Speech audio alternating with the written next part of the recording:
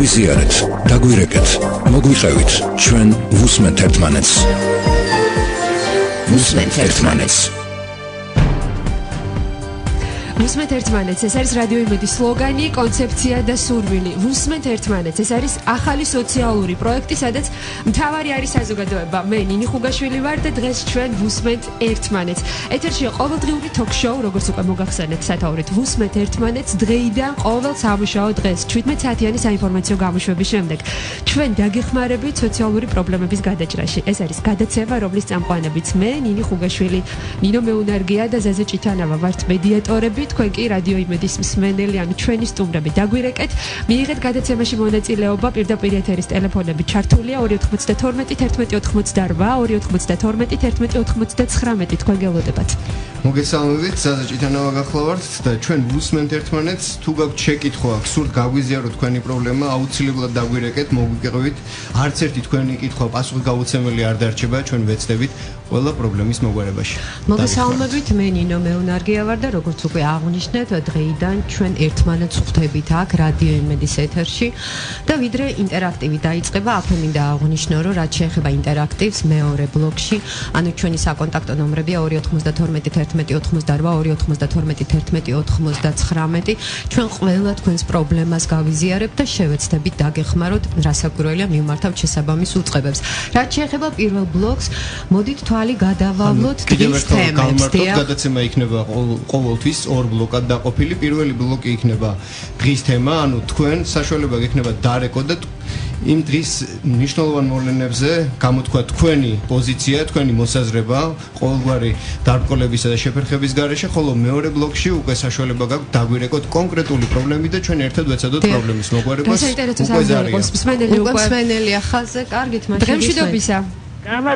გამარჯობა, მოგესალმებით. ჩვენ გადაცემას და ამ ტიპის გადაცემას დიდი ხანია ველოდი და ღმერთმა ამისრულა ეს სურვილი და გავიგერო დღეიდან იქნება რადიო იმედი. ეს ისეთი რადიო არის, თავისი წამყვანებით, თავისი პროგრამით, ძალიან საინტერესო არის. და ესეთი შეკითხვა მაქვს თქვენთან. ალბათ, თუ შეიძლება, რადგან თქვენ პირველი მსმენელი ბრძანდებით, თქვენი სახელი და გვარი. ჩემი სახელი და გვარი არის ლეილა გელაშვილი. დიახ, ალბათ, ლეილა გელაშვილი არის ხაზზე, გისმენთ? დიახ. შვილო. დიახ. ვარ მარტოხელა უსინათლო ქალი, დიაბეტით დაავადებული. ვიკვებები ძირითადად რუხი ფერის პურითა და ქართოს პურით. 19 20 21 ისეთი უხარისხო პური იყო, სხვა საშუალება არ მქონდა რო არ მეჭამა. ჭამე და ვაი თქვენ წერს მე დღე დამადგა. ორი ღერა თმე მქონდა, თავზე სულ გავიგრძე სიმწარით. ამკი და კუჭნაწლავი და დღეს ეს პრობლემა მაქვს. ქალბატონო ლეილა. ერეკი გამოასწორეს. დავაბრუნეთ ის პური მაღაზიაში და იქიდან არ ესიამოვნათ. მერე კიდე სხვაგან ვიყიდე, სხვაგანაც ისეთი გამოდგა. დაგვეხმარეთ შვილო, ხარისხიანი პური მაინც ჭამოდა, ერთი კიდევ.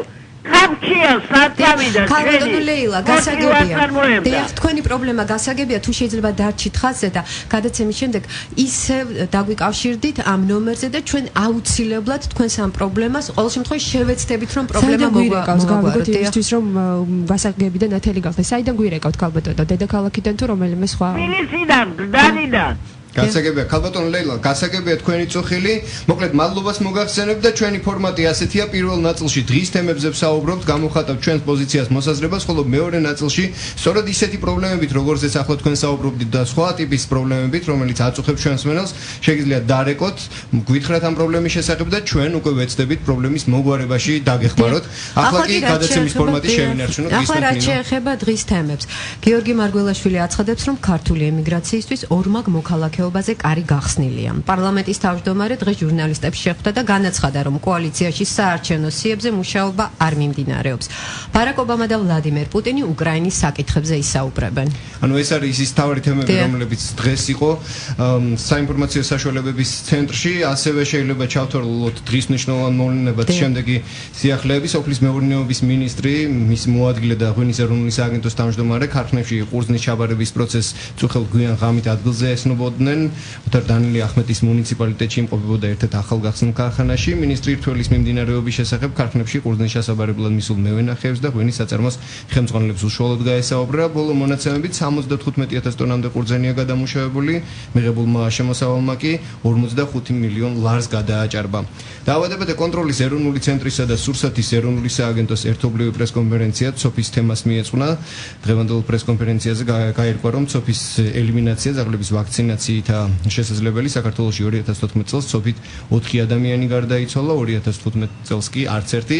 მეზობელი ქვეყნებისგანაც გავიხედოთ, მთიანი ყარაბაღის ზონაში დაპირისპირება მოხდა. ინფორმაციას აზერბაიჯანული სააგენტო ტრენდი ავრცელებს. თავდაცვის სამინისტროზე დაყრდნობით ღამის საათებში მომხდარი შეტაკებისას 7 სომეხი და 3 აზერბაიჯანელი სამხედრო პირი დაიღუპა, ათობით დაიჭრა. სომხურ მედიაში გავრცელებული ინფორმაციით კი ღამის საათებში აზერბაიჯანმა ცეცხლის შეწყვეტის რეჟიმი 120 ჯერ დაარღვია და ზარია როგორც უყურე. უღრმესი მადლობა რომ გავგვეცანით ეს სიახლეები. დღემშვიდობისა მოგესალმებით, თქვენ პირდაპირ ეთერში ხართ. გამარჯობათ, მოგესალმებით. ძალიან საინტერესო პროექტია, იმიტომ რომ ეს პროექტი მიმიღია მონაწილეობა და იმედის ნაპერწკალს ტოვებს. უბრალოდ ეს თქვენი გადაცემა გილოცავთ. მე მაქვს ძალიან ბევრი პრობლემები და კონკრეტულად ქალბატონ ნინო მეუნარგიას მიმართავ, იმიტომ რომ მან იცის რას ნიშნავს იყო შეზღუდული შესაძლებლობის მქონე მშობელი, ბავშვის მშობელი. ამიტომ მეც იგივე სიტუაციაში ვარ და ძალიან დიდი პრობლემები მაქვს. ჯერ მაქვს სოციალური პრობლემა, რომელიც 13 აგვისტოს შევიტანე და ვერაფრით ვერ გავიგე ჩემი ქულების ამბავი, იმიტომ რომ მეუნებია რომ სისტემამ გაჭედა. მიუხედავად რომ ძალიან აქტიური ადამიანი ვარ და ყველგან ვrეკავ და რაღაცა მაინც ვერაფერი ვერ გავაკეთე და ვერ გავიგე. თან წარმოგიდგენთ, მე მყავს შეზღუდული შესაძლებლობის მქონე შვილი, რომელიც არის მარჩენალ დაკარგული და მხოლოდ 160 ლარიანი პენსიით.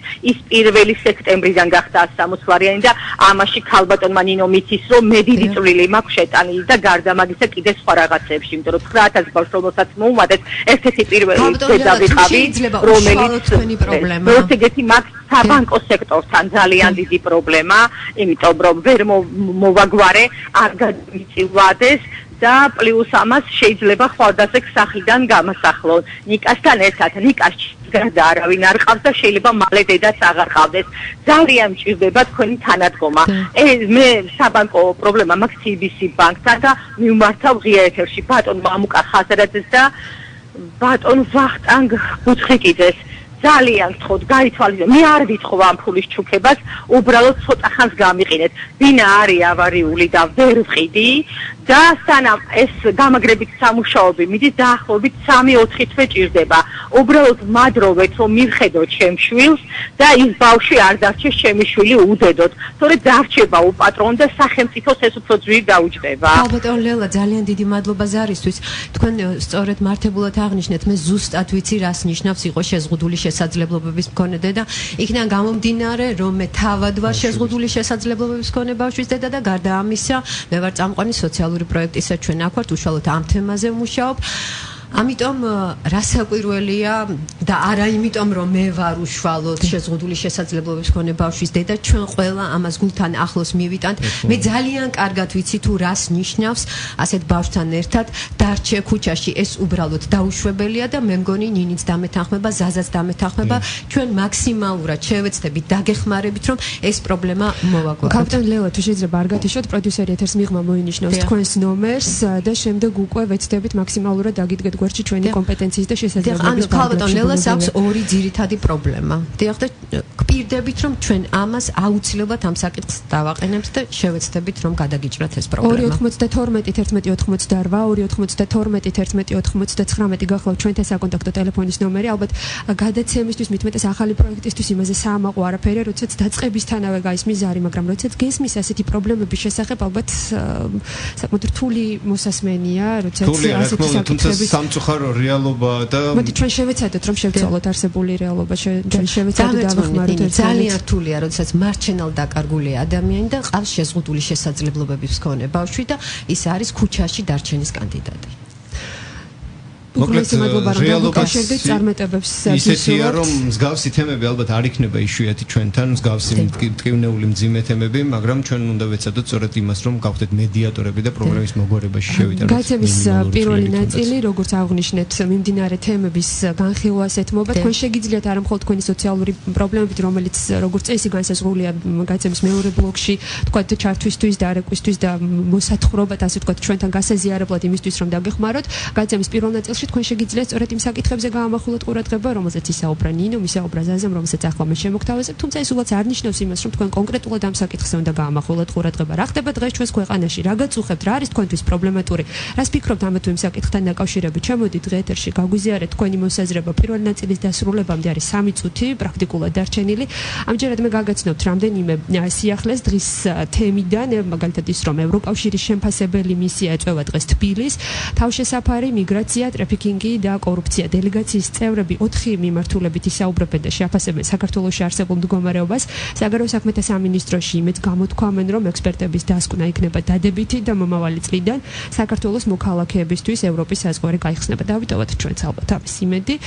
და ასევე კიდევ ერთი ახალი ამბავი კრიტიკას რომ სასამართლო არაკვალიფიციური კადრებით არის დაკომპლექტებული ნინო გვენეტაძე პასუხობს უზენაესი სასამართლოს თავმჯდომარის განცხადებით ნებისმიერი კრიტიკა მისაღებია თუმცა მოსამართლეებისა და სასამართლოს შეურაცხმყოფა არის ფაქტობრივად მიუღებელი მოდით ვაღიაროთ რომ ესეც პრაქტიკულად ასეა და სახალხო დამცველის ანგარიში დისკრიმინაციაზე ალბათ საინტერესო იქნება თუ არ მოგისმენიათ აქამდე დოკუმენტის მიხედვით ანტიდისკრიმინაციული კანონის მიღებიდან 2015 წლის აგვისტოს ჩათვლით ომბუდსმენის აპარატში 111 საჩივარია შესული ამ ეტაპზე მოკვლევა უკვე 60-ზე გახლავთ დაწყებული და დანარჩენიან გადაკვალიფიცირდა ან დისკრიმინაციის ფაქტს საერთოდ არ შეიცავდა ანგარიში ანტიდისკრიმინაციული კანონის მუშაობაც არის შეფასებული დოკუმენტში ვრცელი ადგილი ეთმობა კანონში არსებულ ხარვეზებს სახალხო დამცველს სახელმწიფო და კერძო სტრუქტურებისთვის რეკომენდაციებიც აქვს შემუშავებული რომელსაც იმეც ვიტოვებთ რომ და აქვე მსმენელს ისევ შევახსენოთ ჩვენი საკონტაქტო ნომრები 292 11 292 299 ალბათ რადგან პირველი გადაცემა კიდევ ერთხელ ჯობია გავიმეოროთ გადაცემის ფორმატი კიდევ უფრო დეტალურად გავაცნოთ მსმენელს პირველი ნაწილი გადაცემისა დაეთმობა დღის მთავარი მოვლენების განხილვას თქვენი აზრი ჩვენთვის მნიშვნელოვანია დაარეკეთ გაგვიზიარეთ თქვენი პოზიცია თქვენი მოსაზრება იმაზე რაც მნიშვნელოვანია დღეს და შემდეგ უკვე გადაცემის მეორე ნაწილი რომელიც რამდენიმე წუთში დაიწყება ის არის გამოყოფილი სწორედ იმ პრობლემებისთვის რომ როგორი ტიპის ზარიც იყო გადაცემის პირველ ნაწილში ჩვენ ვეცდებით თქვენი დარეკვის შემდეგ დაგეხმაროთ პრობლემის მოგვარებაში და მივიღოთ ამაში მონაწილეობა. გადაცემის პირველი ნაწილი დასრულებულია მცირეოდენი სარეკლამო ჭრის შემდეგ ჩვენ ისევ შევხვდებით ერთმანეთს და საუბარს გავაგრძელებთ თქვენთან ერთად იმ სოციალურ პრობლემებზე რომელიც თვითონ თქვენთაგან საწუხებს და გარდა ამისა მინდა აღვნიშნო რომ გადაცემის დასკვნით ნაწილში ჩვენი სტუმარი იქნება სოციალური ვებ პლატფორმა WeHelp.gs დამფუძნებელი და დირექტორი ბატონი ბორის კიკნაძე. ის ჩვენი გადაცემის პარტნიორია და სწორედ მისგან მოვისმენთ იმ საინტერესო ინიციატივის შესახებ, რომელსაც რადიო იმედი და WeHelp.gs ერთობლივად განახორციელებენ. ჩვენ გვისმენთ ერთმანეთს, გელოდებით სულ რამდენიმე წუთში. მადლობა რომ გვისმენთ. დროებით. გაგვიზიარეთ, დაგვირეკეთ, მოგვიყევით. 292 11 88 292 11 99 Muslim Tertmanets.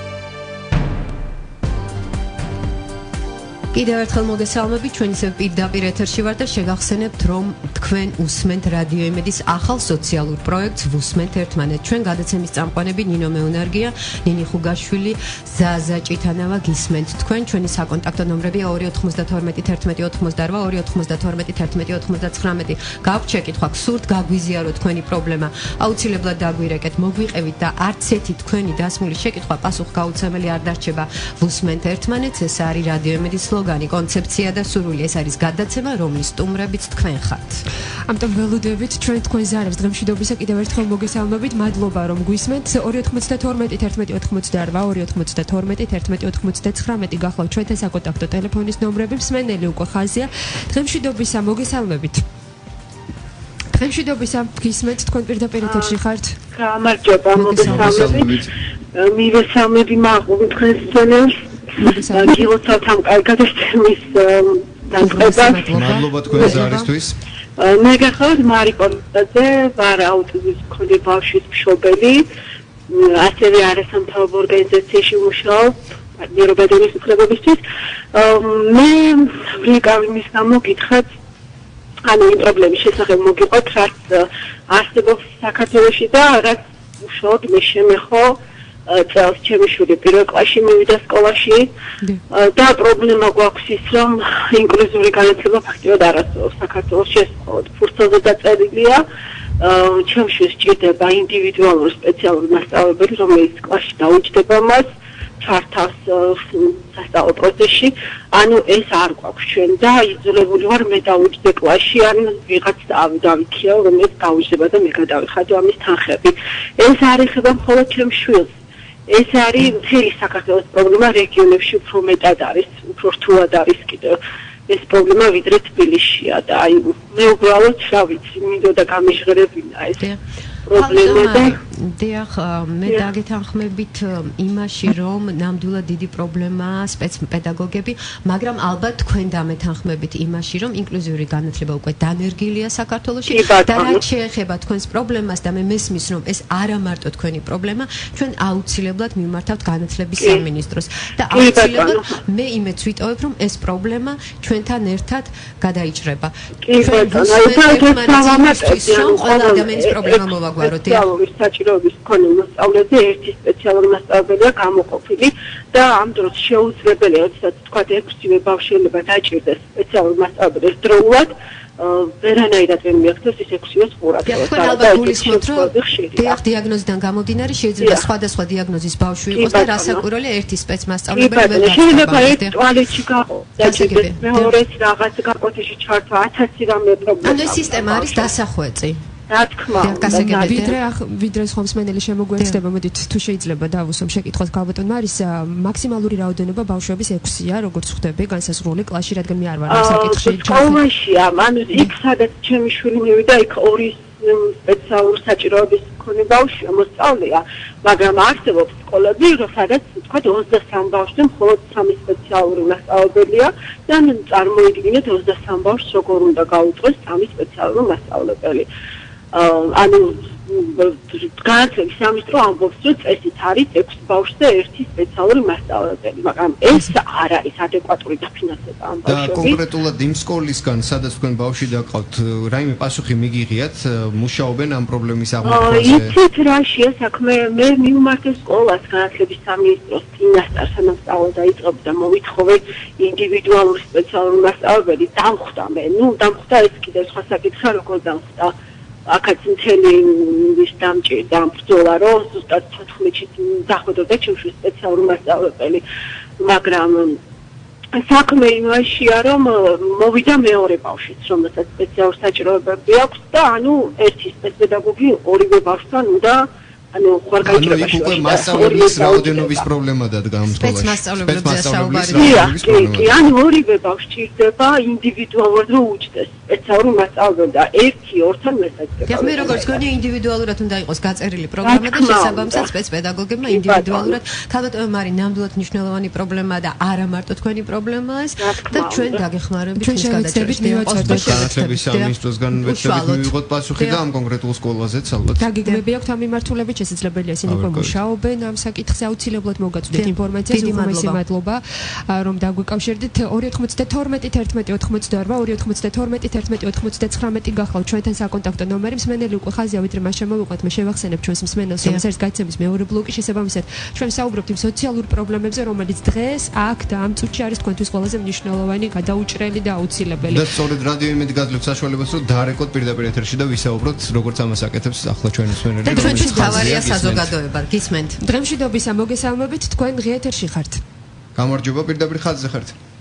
გამარჯობათ. მოგესალმებით პეკინის 23-დან კვირიკეს და ივლიტეს ტაძრის შემოგარენში იცით რომ არსებობდა ბაღის აპოვნელა, რომელიც ეკონომიკის სამინისტროს ბალანსზე იყო და გაგიდეს ეს ბაღი, ანგრევენ ტრაქტორით შეატენეს, ეხლა გადმოიღეს ის ტრაქტორი, მაგრამ რა მნიშვნელობა აქვს, ბაღი უკვე ნახევრად ავარიულ მდგომარეობაშია და ყველაზე მთავარი ის არის რომ 5-6 თვე ცხოვრობთ ქუჩის რეჟიმში. ჩვენ დავაარსეთ სამოქალაქო მოძრაობა პეკინის ოაზისი, რომელიც იბრძვის რომ აი ეს კვარტალი არ ჩავარდეს მეტროს გვირაბში. ძალიან სერიოზული პრობლემის წინაშე დგას მთელი ეს უბანი. რამოდენიმე კორპუსია, იცით, შეიძლება 10-12 კორპუსი. 2003 წლიდან ეს კორპუსები დასკვნა დადებულია, რომ მიეკუთვნება მესამე კატეგორიის ავარიულ შენობებს. თავიდანვე დაშვებული იყო საინჟინრო შეცდომა და არზის ძირითად ქანზე. არ არის შესაბამისი საღვარცოფე, მიმღები, კოლექტორები ქვემოთ მიწის ქვეშ, არ არსებობს კომუნიკაციები და წარმოიდგინეთ აი ამ პირობებში სახელმწიფომ გაყიდა ტერიტორია, გაყიდა ანგრევს საბავშვო ბაღს, როცა ათასობით ბავშვი დარჩენილია საბავშვო ბაღის გარეშე, არ სკოლაში მიიღეს და აღარც ბაღში ადგილი და უნდათ რომ ჩაყვარონ მეტროს გვირაბში. ვერ გავიგე იმ ცხონებული ჯაბაიოსელიანის არ იყოს, ვინც გადავრჩებით დანგრევას მერე სოციალური დაუცველების ტალონი უნდა მოქცენ აუცილებლად და ცხრიდან ცინგლი უნდა ჩამოგდიოდეს და პირიდან დორბლი და სუპის რიგში უნდა ვიდგეთ. ქალბატონო, რა ხდება თქვენ აწარმოებთ კომუნიკაციას შესაბამის ორგანოებთან? აწარმოებთ კომუნიკაციას რა პასუხი მათგან?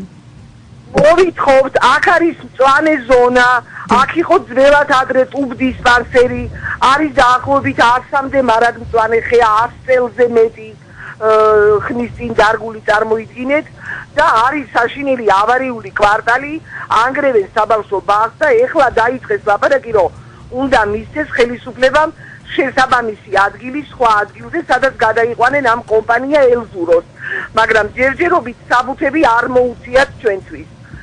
და მოვითხოვთ მოსახლეობა. პირველ რიგში ალბათ ნამდვილად მადლობა უნდა გითხრათ საზოგადოების იმ წევრებს, ვინც შექმნით გარკვეული ტიპის საზოგადოება და ასე ცდილობთ ერთად ერთმუშტად იდგეთ და ყოჩახ ამისთვის ალბათ ძალიან კარგია, ყველა ასე უნდა მოიქცეს, ვისაც გავსი ტიპის პრობლემა აქვს, რომ ქალაქში პრობლემები აღარ განვითარდეს და პირველი ორგანიზაცია, რომელიც ალბათ ამ საქმეს კურნებს, ალბათ არის მერია. თუ გაქვთ მათგან კონკრეტული პოზიცია მოსმენილი, თუ გაქვთ მათგან რაიმე განმარტებები და რა შეგვიძლია გავაკეთოთ იმისთვის, რომ ეს პრობლემა ერთად მოვაგვაროთ.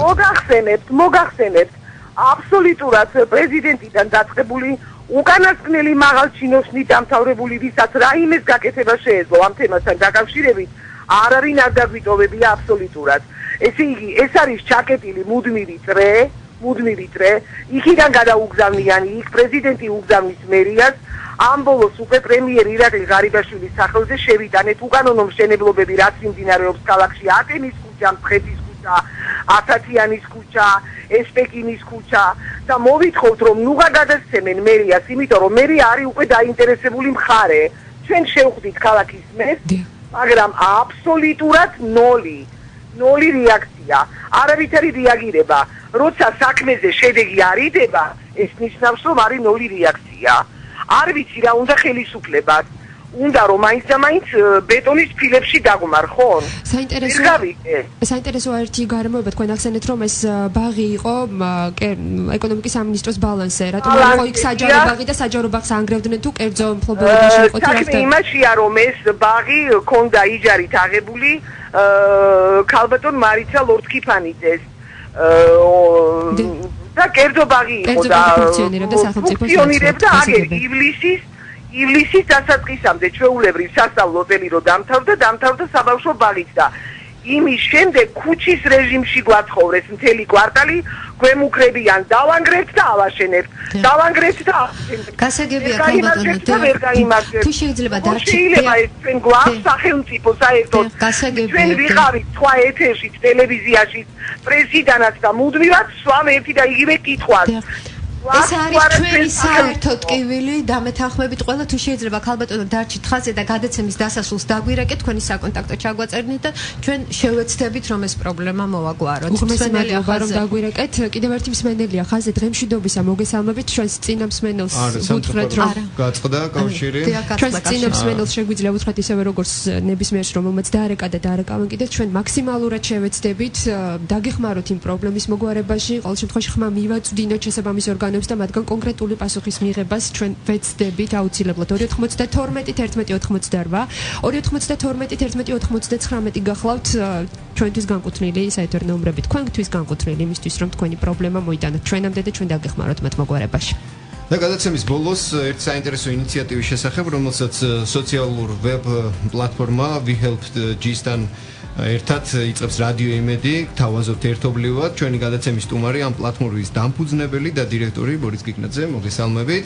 და სწორედ მისგან შევიტყობთ უკვე დამატებით დეტალებს. მადლობას გიხდით მოგზანებისთვის, ასეთი სასარგებლო ვებ-პორტალის შექმნისთვის და პირველი რაც გვინდა გთხოვოთ, ის რომ მსმენელს მოკლედ დავუხსნათ თუ რას წარმოადგენს ეს ვებ-პლატფორმა და შემდეგ უკვე დეტალებში მოგესალმებით, მივესალმებით თქვენს მსმენელს. დიდი მადლობა მოწვევისთვის და თანამშრომლობისთვის. რაც შეეხება WeHelp-ს, ეს არის საქველმოქმედო პორტალი, საქველმოქმედო ფონდი, რომელიც შეიქმნა 2 წლის წინ. WeHelp-ის თავდაპირველი იდეა იყო ის, რომ ქველმოქმედებაში შემოგვეტანა ინოვაცია და ახალ ტექნოლოგიებზე დაფუძნებული გადაწყვეტილებების საფუძველზე გადაგვეჩინა უფრო მეტი ადამიანის სიცოცხლე. კონკრეტულად კი თითოეულ ადამიანს შეუძლია ჩვენს ვებგვერდზე შევიდეს და განახოს სხვა ადამიანის პროფილები, იმ ადამიანებს, ვისაც სჭირდება დახმარება და სიცოცხლის გადაეჩენა, მათი დოკუმენტაცია და მოახდინოს თანახის ტრანზაქცია სხვადასხვა საშუალებებით. ეს იყო ადრე, ახლა კი უკვე ჩვენ ერთობლივად ახალი კონცეფციის საფუძველზე ვიმუშავებთ ერთად იმისთვის, რომ ის პრობლემა და სადგივარი, რომელიც თქვენს ვებ პლატფორმაზე წამოიჭრება, უკვე გადმოვიტანოთ რადიო ეთერში, რომ ამ საქმის და პრობლემების მოგვარებაში უკვე საქმეში ჩახედული ადამიანებისგან მივიღოთ უშუალო დახმარება. პირველ რიგში იქნებ წარგვიდგინოთ, ვინ იქნება ის პირველი ბენეფიციარი, რომელსაც ჩვენ ამ კვირას მსმენელთან ერთად დავეხმარებით. კი ბატონო, როდესაც თანამშრომლობის შესახებ შევიტყვა, საკმაოდ გამიხარდა, რადგან რადიო იმედი არის საქართველოში ერთ-ერთი ყველაზე პოპულარული რადიო და მოიცავს მთლიანად საქართველოს. და გადავწყვეტეთ თავიდანვე იმ ბენეფიციარზე გავუკეთებინა აქცენტი, რომელიც ჩვენს ბაზაში, ჩვენს ვებგვერდზე უკვე დიდი ხნის განმავლობაშია. ეს არის მარიამ კაჭაევა, 17 წლის გოგო, რომელიც უკვე 2010 წლიდან მოყოლებული ებრძვის უმძიმეს დაავადებას და ის მუდმივად არის დიალიზა, რადგან ორივე თითქმის უკმარისობას ჭირს.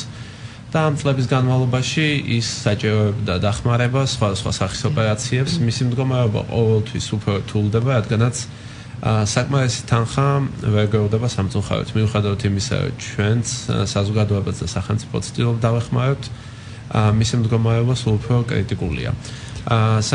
ყველაზე ცუდი კი ის გახლავთ, რომ ზუსტად 1 თვის წინ, როდესაც მას უნდა ჩატარებოდა ოპერაცია მინსკში, ბელორუსიაში, მას სჭირდებოდა სულ რაღაც 60,000, საიდანაც 52 ჩვენ შეგავებული უკვე ქონდა და რაღაც 7,000-ის გამო მას უარი ეთქვა ტრანსპლანტაციაზე. და ის კლავად საქართველოში იმყოფება და დიალიზი არის და დღესაც ებრძვის სიკვდილს და ცდილობს. ბატონ ბორის, რამდენი თანამშრომლობთ სხვადასხვა ორგანიზაციებთან, ვიცით, თქვათ, ყველაზე მსხვილი სოლიდარობა, რომელიც ეხმარება ძალიან ბევრ ასეთი პრობლემის მქონე პაციენტს. რატომ ყოლდება ხოლმე ასეთი პრობლემები, რატომ ჩნდება? აქ რამდენიმე საკითხია. პირველ რიგში, მსგავსი ორგანიზაციები, როგორც თქვენ ახსენეთ, სოლიდარობა ხშირად აკეთებს ხოლმე აქცენტს გარკვეულ ბენეფიციარებზე და გარკვეული სახის დაავადებებზე. და შემოიფარგლება მხოლოდ ამ რიცხვით, ხოლო ჩვენ ვცდილობთ ყველას დავეხმაროთ მიუხედავად დაავადებებისა თუ ასაკისა.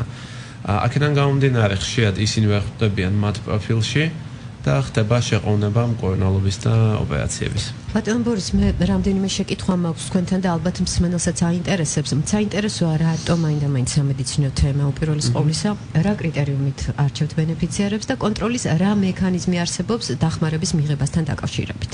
სამედიცინო მიმართულება პირველ რიგში იქიდან გამომდინარე, საქართველოში არსებობს უამრავი ადამიანი, ვისაც სჭირდება დახმარება და მათი სიცოცხლე საფრთხეშია.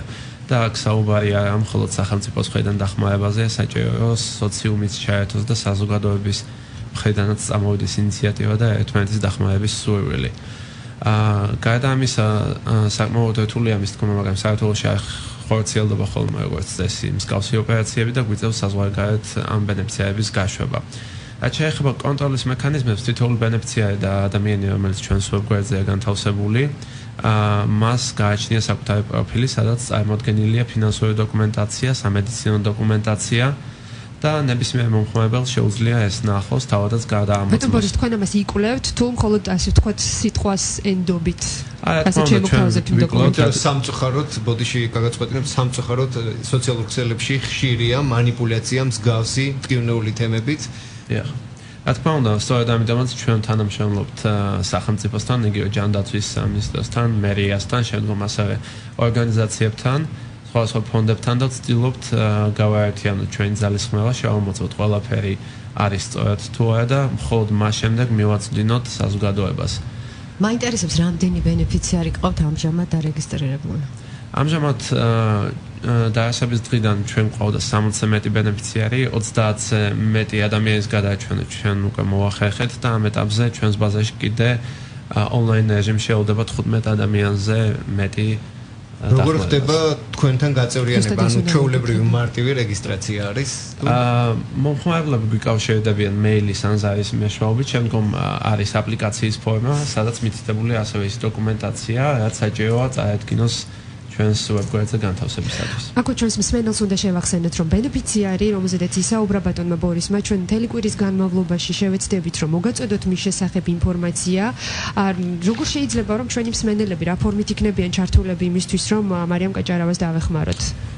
მე მოვუწოდებ თქვენს მსმენელს, რომ შევიდეს ვებგვერდზე wehelp.lg და იქ დაეხმაროს მარიამს, თუნდაც 1 ლარი ან 5 ლარი მისთვის საკმაოდ მნიშვნელოვანია და შეუძლებთ იმ თანხის მობილიზებას, რაც დაჩენილია. და რა შეეხება ანგარიშის ნომერს, ყოველი კვირის ანგარიშის ნომრის გამოცხადება, ვფიქრობ ამ ეტაპზე ჩვენ ვერაფერს მოგცემს, რადგან რადიო ეთერით არ მოხდება, ვთქვათ, ვიზუალიზაცია ამის და საკმაოდ რთული იქნება, ამიტომ wehelp.lg თქვენ შეგამეოროთ მსმენელს, დიახ. wehelp.lg-ზე უშუალოდ მარიამის პროფილია, საიდანაც ისინი შეძლებენ ონლაინ გადაეცვის განხორციელებას. ბატონ ბორის, მაინტერესებს რა შეეხება ბენეფიციარების პრობლემებს, ანუ ეტაპობრივად ხდება ამ პრობლემების მოგვარება თუ ერთდროულად? ჩვენ ვცდილობთ რომ ერთდროულად და არ გამოვყოთ რომელიმე ბენეფიციარი, ამეთ ყველას მივხედოთ და დავეხმაროთ ერთდროულად.